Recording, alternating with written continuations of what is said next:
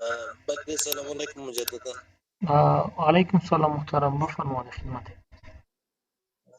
محترم یک چیز پست گذاشته بودین که همه کسی که روزی بشن همه پر میشه تا یه روز در وقت روزه خود نمیرسه در ولایت در مرکز ولایت ما که در اصول است دوردست است اجرایی نداره که امو سه روز که تیر شود ما بریم دوباره ما بایومتریک کنه.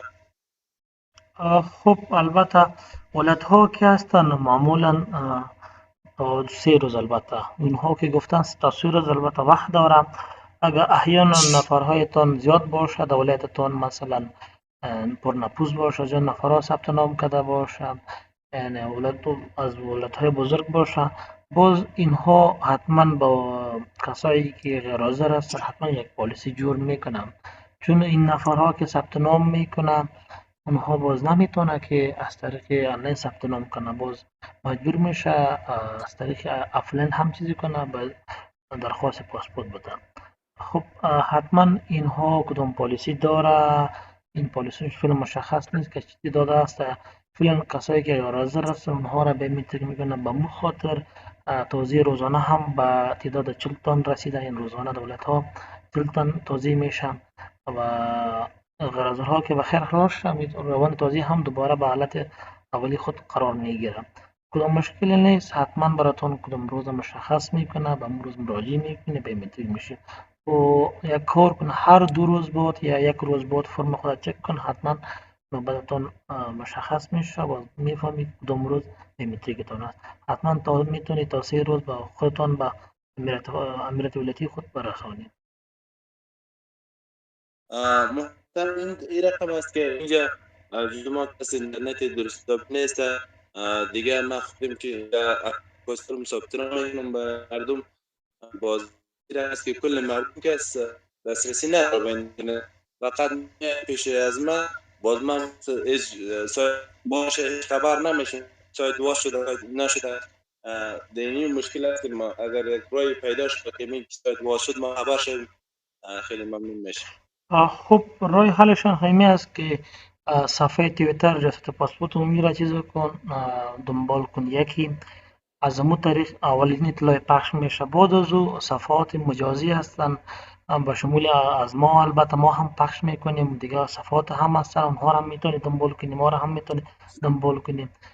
مختلف چیز هست دیگه، میتونید از طریق تویتر هم چیزی کنید، دنبالشون کنید. فیسبوک هم هست و تلگرام هم هست، امو هم هست. تمام چیزهایی که مثلا سایت های اجتماعی هستن تمامشان این اطلاعات پخش میکنه، خصوصا کسایی که ثبت نام میکنن اونها حتما پخششان میکنن. میتونیم صفحات اونها را دنبال کنی و اطلاع را به دست بیاری. اگر نفرها زیاد باشه، خودتان عکسخان باشی، عکسخانه داشته باشی، باز میتونی که امرای تیم واتساپ ما در تماس شوی، تمام فرمایشتان برشان ارسال کن، اونها باز براتان تبدیل میکنن. درست من چیزی که دارم در تلگرام سایت ریاست پاسپورت باز انمی پست گذاشته بودن ساعت 12 و چند دقیقه تا او زمان سایت دوباره بسته شده بودن سایت هلمند که واس شد در چند روز بعد از اون پست من که سایت هلمند باز شده تا او زمان که پست مونده بودن دیگه سایت دوباره بسته شده بودن دیر خبر میشه این. خب البته اه، در ریاست پاسپورت که در تویتر، البته ریاست پاسپورت فقط و فقط در فیسبوک و تویتر اکانت رسمی داره، دیگه صفحات اجتماعی اکانت رسمی نداره، فقط فیسبوک داره، تویتر داره و یوتیوب داره، بس خلاص این سه تا چیز داره، بس خلاص. دین روز البته از هلمند که باز شده بود، اطلاع پخش شده بود که سایت هلمند باز شد، مگم اون وقت باز نبود. بود از این 20 دقیقه بعد سایتشان باز شد، یعنی باید هم یعنی اطلاع پیش البته داده بود که سایت باز شده، مگم اون وقت باز نشده بود، یعنی 20 دقیقه بعد باز سایتشان باز شد، برای 30 دقیقه یا 35 دقیقه باز بود، بس باز. درسته امیر لینک چیز توییتر از کجا پیدا کنیم لینکش؟ خب میتون از تلگرام ما دریافت کنیم، می تلگرام ما پست کردیم و میتون از اونجا ما دریافت شد. سه تشکر محترم. بخیر. نفر بعدی بفرمایید خدمت.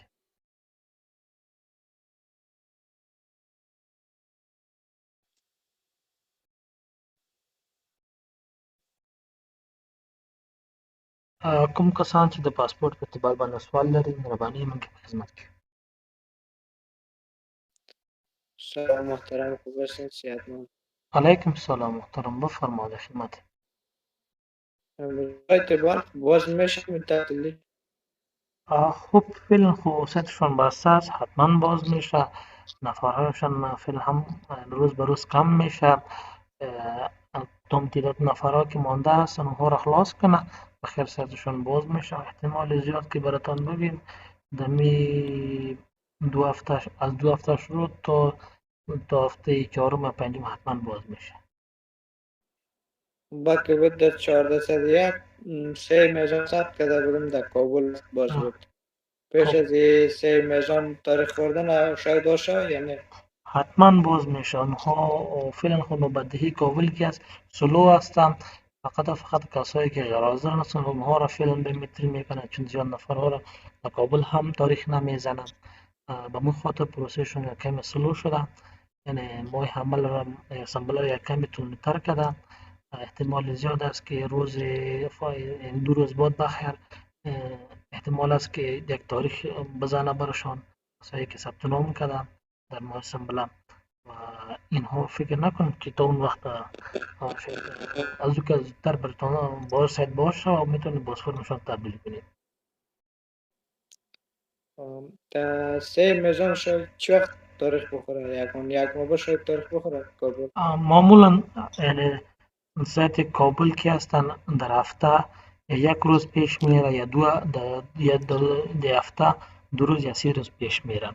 باز وقت میشه که فعلا البته 2 هفته میشه که فقط 2 روز پیش رفتن، یعنی چون در این ماه زیاد نفرها ثبت نام کرده و زیادشان غیر حاضرین هستن، به مو خاطر پروسهشون هم یک کمی طولانی‌تر شده و سلو شده. با احتمال زود که براتان بگیم اگه ماه اسمبل که مکمل خلاص شود، یعنی از 1 ماه شروع تا 1.5 ماه بعد بخیر خلاص میشه. سلام علیکم، ببخشین چه قطع کردم بتانه. یعنی من تقریبا در 2022 12 ماه تا 6 تاریخ نام کردیم تا هنوز تاریخ نشده. تشکر. میشه بله محترم میشنم، بفرمایید. گفتم از دیگه از ما را چندان قومی ما تقریبا ثبت نام کردن در 2 تاریخ زده شد. از دیگه قومی 6 ماه زده شد. از من تقریبا 1 سال شد تا هنوز تاریخ زده نشده. این مشکل داره. خب محترم، کسایی که سال قبل در ماه 2022 ماه 6 یا 7 البته ثبت نام کرده، 8 ثبت نام کرده و امتحان برایشان تاریخ مشخص نشده، اونها حتما اما گزینه تایید ارسال نزدن. این گزینه تایید ارسال در اول البته فعال نبودن، بعد از اون فعال شدن.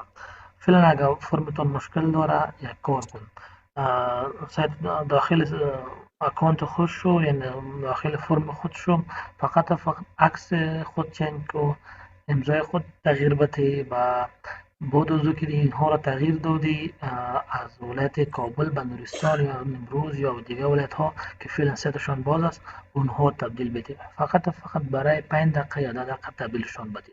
وقتی که تبدیل کردی بعد از اون تایید ارسال بزن و تایید ارسال که زدی 5 دقیقه منتظر باش، بعد از اون داخل سایت شو و پس به از ولایت نورستان یا زابل که تبدیل کردی پس به کابل تبدیلشان کن.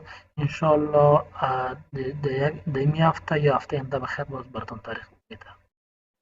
اگر نیمه تقریبا 1 سال شد تاریخ نزده. ما منتظر هستم، گفتم باشه تاریخ 4 زده میشه. پاسپورت یکم ضرورت داشتم به خاطر میرفتم دکاندار هستم میگم. خب امی رایشان است محترم، امی تکنیکشان است، چون باز نفرها نمیفهمن. امی تکنیکشان است، اینها را عملی که انشاءالله به نتیجه براتون میده.